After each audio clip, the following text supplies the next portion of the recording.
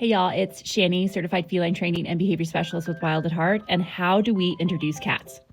We need to be introducing cats in a very strategic way. One reason for that is because cats have an amazing long-term memory. So they can have one negative experience with a person, place, or cat, and they can remember that negative association. I always suggest that people follow Jackson Galaxy's Introducing Cat video, but I have a couple areas that I disagree with and I think we should change. Now, from beginning to end, his video is very detailed and we should be following it to a T. One of the first mistakes people make is they allow the cats to have visual contact right away. When you bring in a new cat into your home, your resident cat should absolutely have no visual contact of that cat while you place them in their safe room. When Jackson talks about territory swapping, that is super important. And the mistake that I see people make continually over and over again, which adds to these cats not getting along, is they are not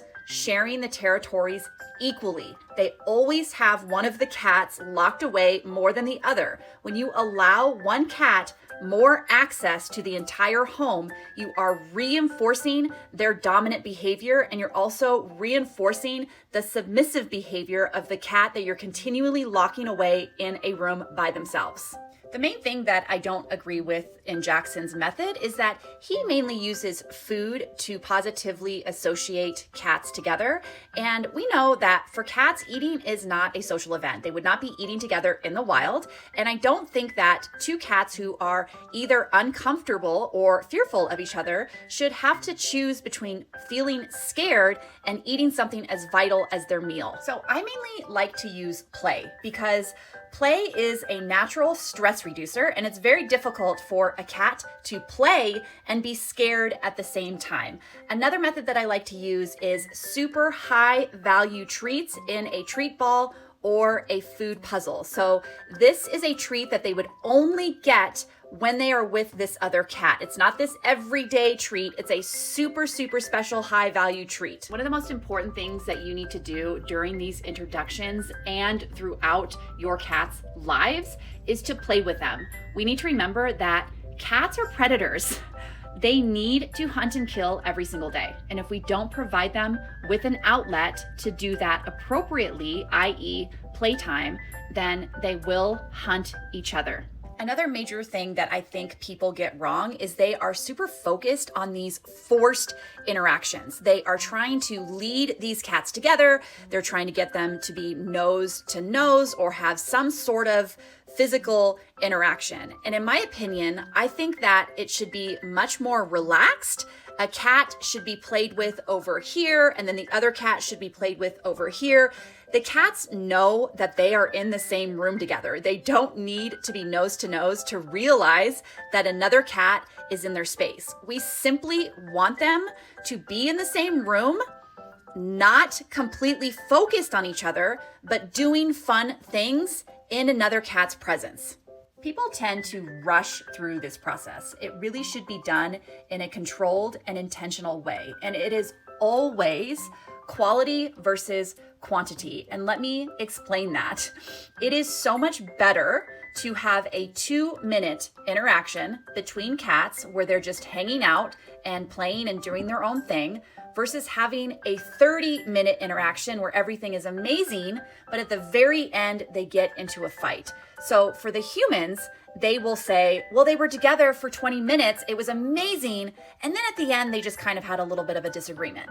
But to the cat's mind, all they know is they had a negative interaction with that other cat. They're not going to think about the 20 minutes where everything was fine. They're going to focus on that negative interaction, and it is going to taint their relationship. It is always going to be better if you do very short, controlled interactions. I'm talking 2 to 3 minutes versus 2 hours together where they're fighting and you're chasing and you're trying to manage behaviors and it's just utter chaos. Your focus should always be to prevent any negative interactions between these two cats.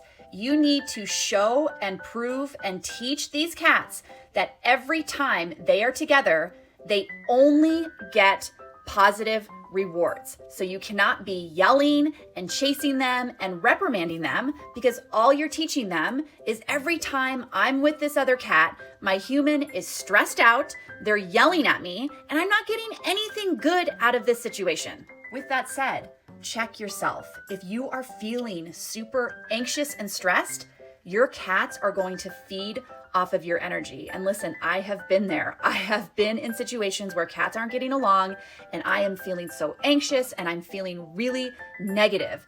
You need to walk into this with a super positive attitude, telling yourself everything's going to be amazing, they're going to get along great, and this is going to work out wonderfully. And then thinking ahead into the future, once you have these cats integrated, they're either tolerating each other. Again, tolerance is sometimes the best you're gonna get, and be grateful for it, or they're gonna be super bonded.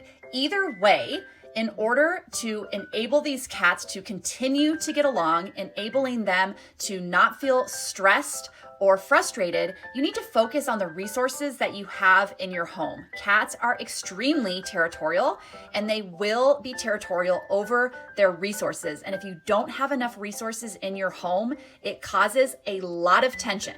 Resources like litter boxes. If you have 2 cats, you should have at least 3 litter boxes. They should be uncovered, spread throughout the home, and placed in open areas. And then the other enrichment items like cat trees and scratchers and beds and window perches and all of the things that enable cats to live their best lives, but also enable them to each own their territory without having to fight over those resources. And like I said, eating is not a social event for cats. These cats should not be fed together. You should be feeding them separately, whether they are in the same room and they are several feet apart, or in completely different spaces based on your individual cat's relationship with each other and their needs.